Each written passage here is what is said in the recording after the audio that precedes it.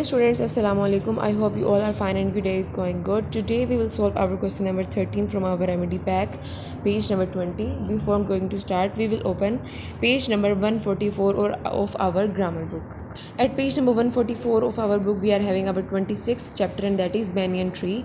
First, we will read this poem and then we will solve our activity. This poem is written by Rabindranath. Let's start the reading. Oh, you shaggy headed banyan tree standing on the bank of the pond, have you forgotten the little child? Like the birds that have nested in your branches or left you? Don't you remember how he sat at the window or wondered at the tangle of your roots and plunged underground? The women would come to fill their jars in the pond, and your huge black shadow would wriggle on the water like sleep struggling to wake up. Sunlight danced on the ripple like restless tiny shuttle weaving golden tapestry. इस pome में basically जो writer है वो banyan tree से कह रहा है, जो एक बहुत बड़ा है और वो एक जोहड़ के बिल्कुल किनारे पे है। वो उसको कहता है कि तुम उस बच्चे को भूल गए हो, बिल्कुल उन्हीं परिंदों की तरह जिसने तुम्हारे दरख्त में घोंसले बनाए फिर तुम्हें छोड़ के।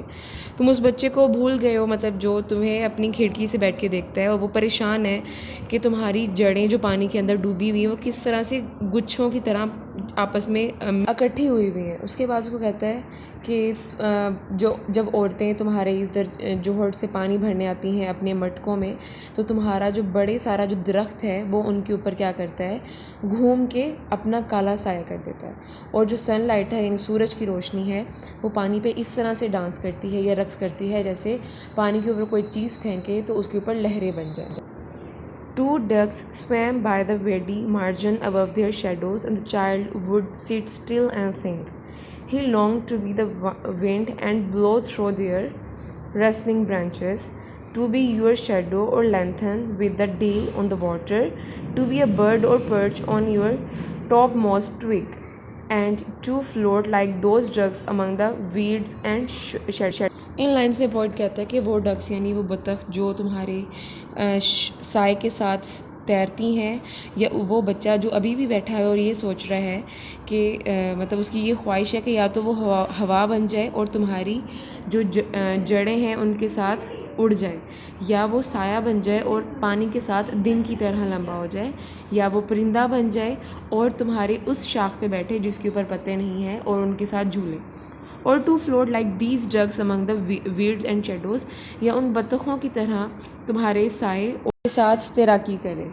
Okay, we have done our reading. Now with the help of this reading we will solve our activity, that is at page number 145 of our books. Our first question is having 3 parts, so we will answer these questions in brief words. Okay, the first part is explain the meaning of the following words as they have been used in the poem. The first word is tangled, so the meaning of tangled is twisted mass of roots. The next word is ripple. Ripple means ruffling of water's surface. The next word is weeds. Weeds mean plants growing at unwanted place. The next part is identify words that mean the same as the following. A thick material in which colored weft thread are woven to form design. Option A sunlight, option B tapestry, option C shuttle, option 4 or option D windows. So the correct option is option B tapestry.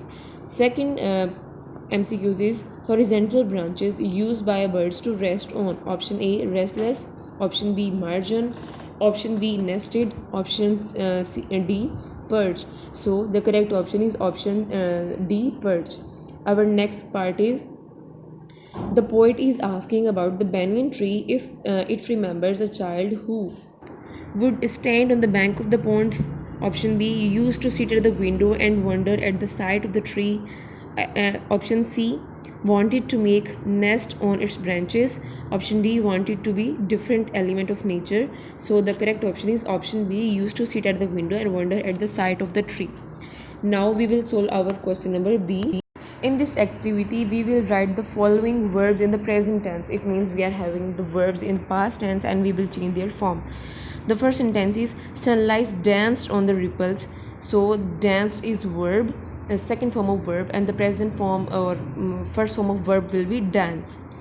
Second sentence is two ducks swam by the weedy margin. So the verb form in the present tense will be swim.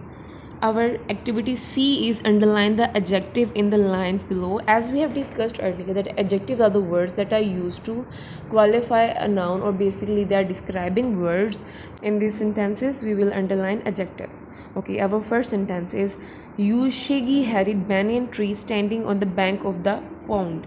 So here shaggy headed banyan, these are adjective. Our next sentence is and your huge black shadow would wriggle on the water. Here huge and black are adjective. Our activity D is underline the infinitive verb and circle infinitive verbs. As we know that in the formation of non-finitive or non-finite verbs, we use the word to with verb. So in these sentences we will identify the finite or non-finite verbs. Our first sentence is the woman would come to fill their jars in the pond. In this sentence, would come is finite verb and to fill is non-finite verb. The second sentence is he longed to be wind. Here longed is finite verb and to be is non-finite verb. Activity E is underline the noun in the following lines. As we have discussed earlier, as we know uh, that noun are the name of person, place or thing, or basically they are the naming words. So in these sentences we will identify the nouns. The first sentence is to be a bird and perch on your twig. Here bird and twig are nouns. Bird is a noun जिसे हम परिंदा कहते हैं, and twig दरख्त की वो शाख होती है जिसके ऊपर कोई पत्ता या कोई फूल नहीं लगा हुआ होता. Our second sentence is and to float like these ducks among the weeds and shadows. Here ducks, weeds and shadows are our noun. Ducks मतलब बतख, weed वो पौधे यानी वो घास वगैरह जो ऐसी जगह पे उग जाते हैं जहाँ पे उनकी ज़रूरत नहीं होती, एंड शेडोज साया. These all are noun. Okay, students, you will read this chapter 26 and from page number 144 to 145, and you will solve these exercises on your books. Thank you.